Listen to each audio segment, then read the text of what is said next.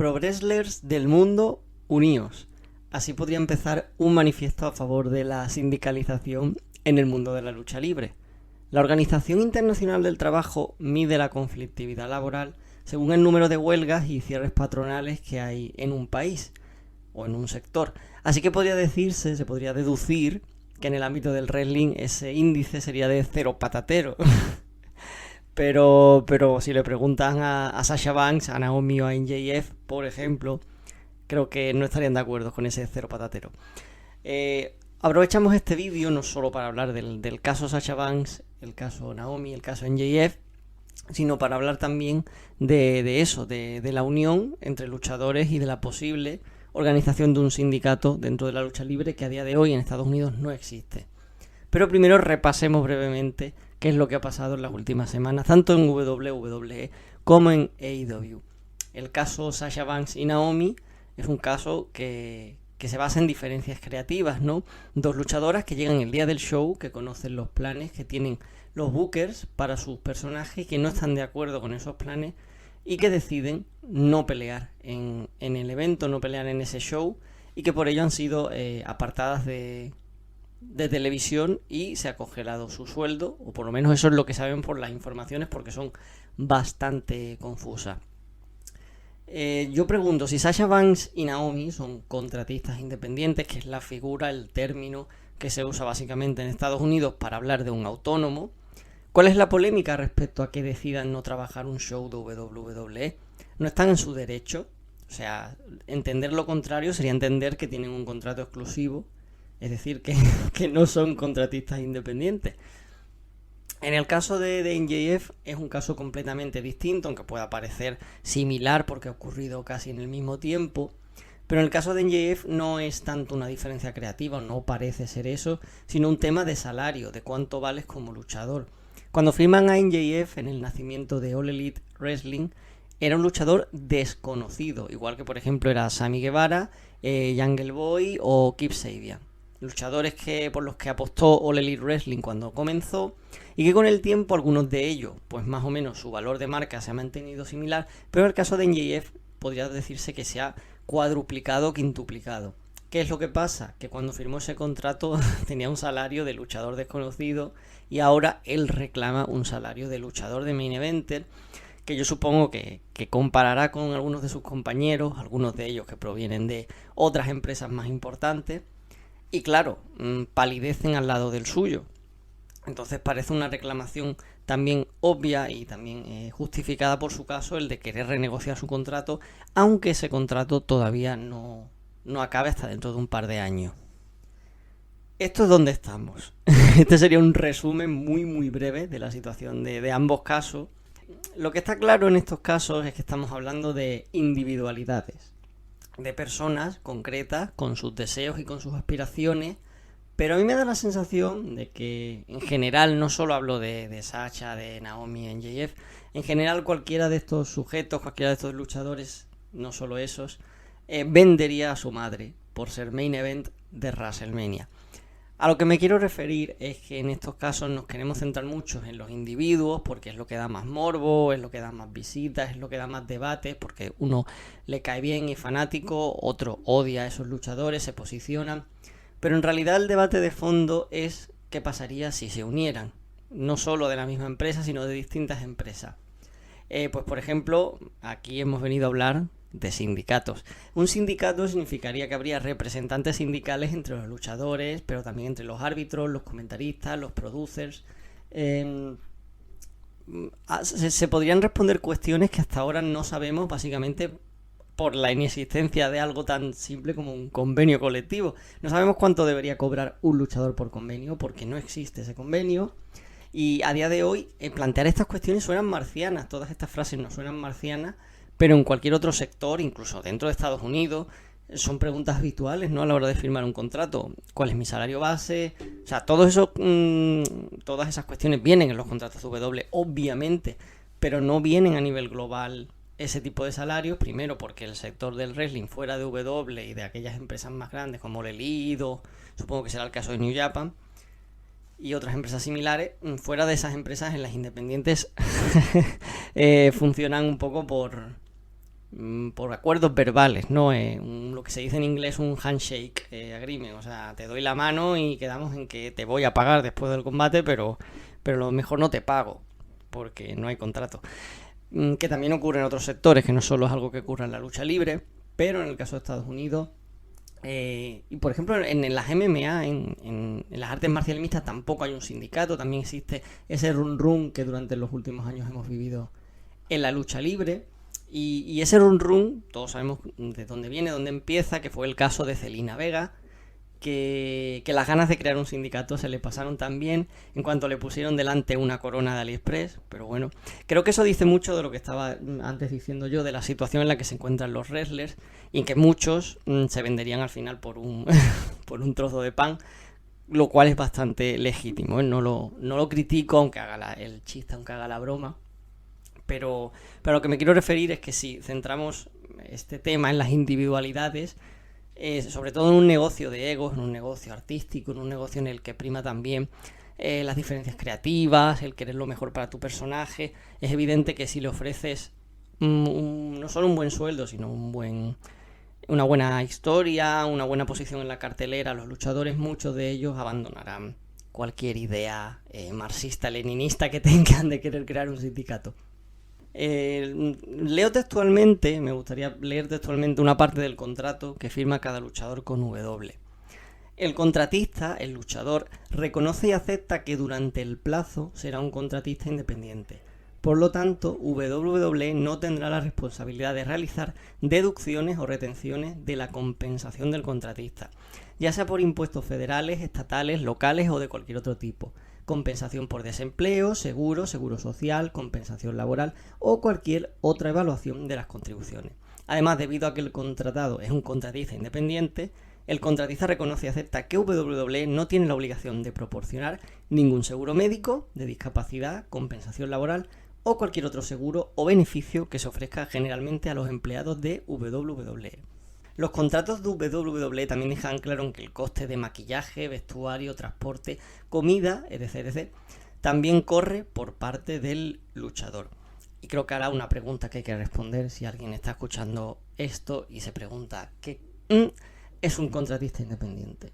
Antes lo hemos intentado explicar, comparar con la figura del autónomo en España, pero en concreto, ¿por qué la lucha libre se usa esta figura? Y tiene un sentido histórico en la lucha libre que proviene de la era de los territorios. En el momento en el que W monopoliza la industria, este tipo de contratos que se usaban cuando un luchador quería pelear a la vez en varios sitios, entonces no quería tener esa exclusividad, cuando W es la empresa principal deja de tener sentido, pero se mantienen obviamente porque benefician a la empresa a la hora de rebajar costes, como hemos visto, ya que no tienes que proveer de un seguro médico, no tienes que tener aportar al Estado un desempleo, que es lo que al final lo que aporta la empresa cuando tiene un trabajador fijo. En resumen, tener menos responsabilidades y al final pues el empresario siempre busca su beneficio, obviamente. Esta situación, ese tema del contratista independiente, que siempre ha sido pues un tema de debate, con la pandemia, durante el COVID, yo creo que ha sido algo que se ha agravado, ¿no? Muchos luchadores tuvieron serios problemas en no tener los ingresos de los shows, ¿no? Tanto hablo de WWE, que no tenía esos pluses de los tours, de hacer los eventos en vivo, incluso se vende menos merchandising al no haber eventos en vivo, pero también los luchadores independientes que dejan de pelear y al no tener ese handshake agreement, ese contrato verbal, pues si tú tienes un contrato verbal significa que no tienes derecho a paro porque no tienes un contrato físico. Entonces a mí me gustaría también mencionar pues que a la presidenta del sindicato de actores americanos, que se llama SAG-AFTRA, no la presidenta del sindicato, la presidenta en ese momento era Gabrielle Certeris. Es un sindicato que representa a 160.000 trabajadores, no solo actores, también incluye otros profesionales de los medios de comunicación, incluyendo a los dobles de acción, que sería una cosa bastante similar, yo creo que al wrestling. Le preguntaron sobre este tema a raíz de la polémica de Zelina Vega, y ella en una entrevista o en unas declaraciones dijo: la lucha libre tiene tanto que ver con los medios como con los deportes, y vamos a involucrarnos directamente con los miembros de esta profesión para ayudarnos y encontrar la forma de protegerse. Después este sindicato puso un tuit porque se habían reunido con Zelina Vega para tratar este tema, pero claro, ahí se quedó la cosa. El fin de la historia ya lo conocemos en este tema. Los luchadores normalmente más vocales contra la idea de un sindicato son evidentemente las estrellas top, que tienen muy poco beneficio que sacar de que se haga un sindicato porque ya tienen una posición privilegiada, y que piensan, a lo mejor, que pueden pensar que si se unen y que si esta idea saliera adelante, no solo no obtendrían beneficios, sino que podrían incluso verse perjudicados. Históricamente, los luchadores que intentaron formar un sindicato dentro del wrestling fueron tildados de gente con la que era difícil de trabajar y gente que dejaba de ser programada para las empresas donde trabajaban. Que me quiere sonar esta situación, ¿no? Actualmente. Tenemos, por ejemplo, el caso de Big Jim Wilson, que tras negarse a aceptar favores sexuales del promotor Jim Barnett, intentó formar un sindicato sin mucho éxito. Sí, el tema del speaking out en el wrestling no es nuevo y muchos luchadores han tenido problemas, tuvieron problemas en esa época por el comportamiento inadecuado de algunos sinvergüenzas.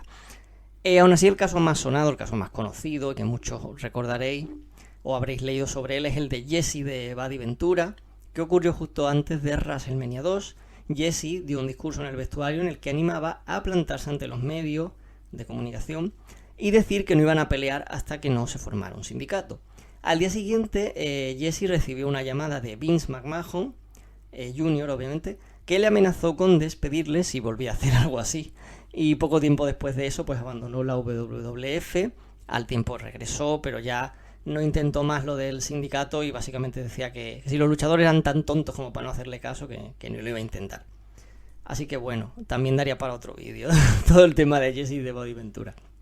Y muchos os estaréis preguntando, vale, ¿pero qué hace falta realmente a día de hoy para que los luchadores, por ejemplo, de WWE pudieran formar un sindicato? Pues mira, según un miembro del SAG-AFTRA, el sindicato de actores, lo primero que deberían hacer sería presentar una petición ante la Junta Nacional de Relaciones Laborales, que es una agencia federal independiente americana, cuyo objetivo es proteger los derechos de los trabajadores del sector privado.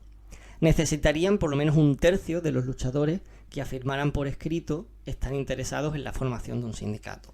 Entonces tendría que producirse una votación donde todos los luchadores elegibles participaran. Si una mayoría simple, más del 50%, votara que sí a sindicarse, sería oficial. W no podría tomar acciones legales como una suspensión o un despido contra ningún luchador por esto, o estaría cometiendo un delito.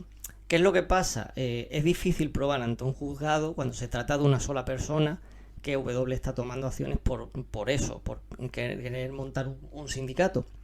Por ello debería ser un grupo grande, ya que es más fácil de probar en caso de que tenga que llevarlo a juicio. Detalles como los ingresos por plataformas como Twitch deberían negociarse en una mesa con representantes tanto de WWE, o sea, de los directivos, como de los luchadores.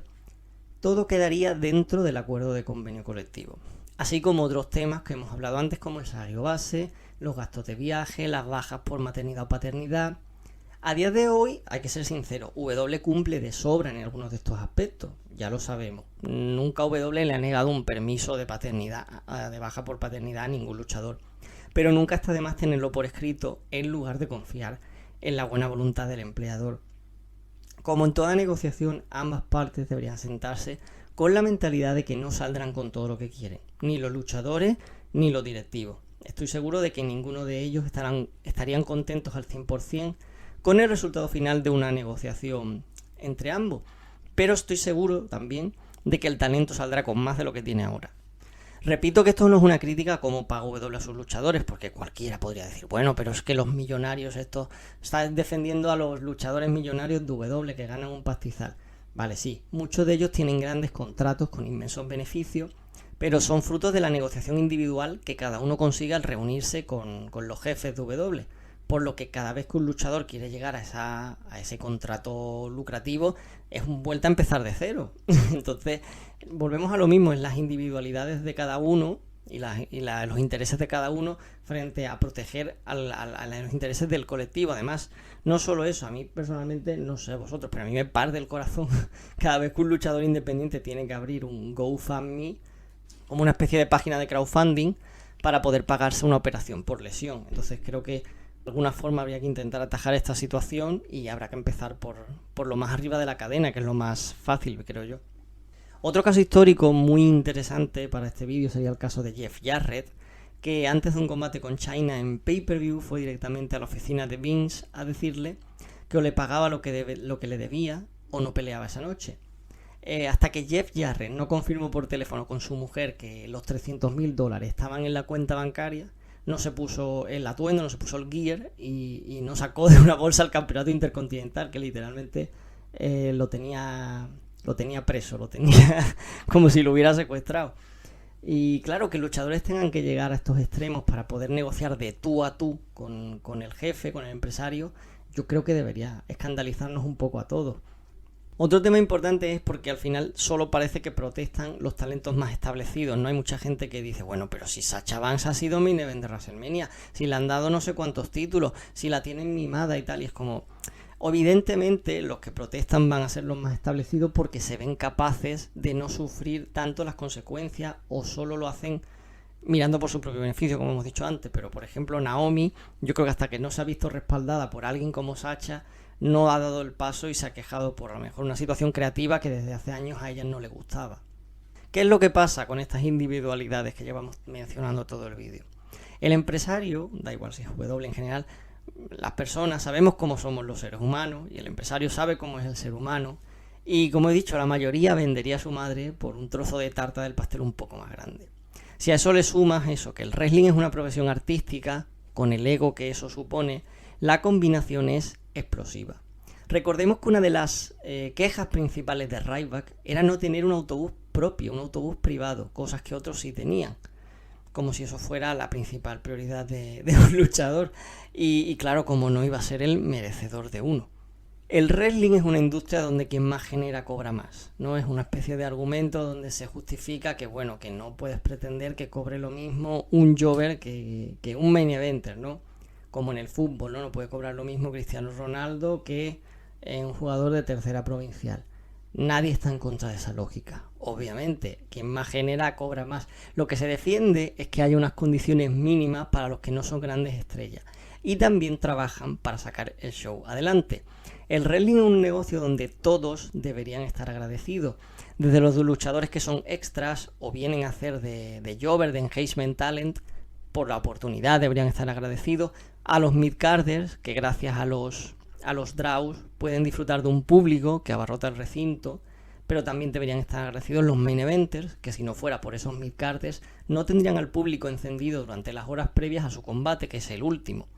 Así podríamos seguir con los árbitros, con los médicos, con el staff que monta el ring, etcétera, etcétera. El culmen de la egolatría en el arte es el de la estrellita, que piensa que sin él no habría show.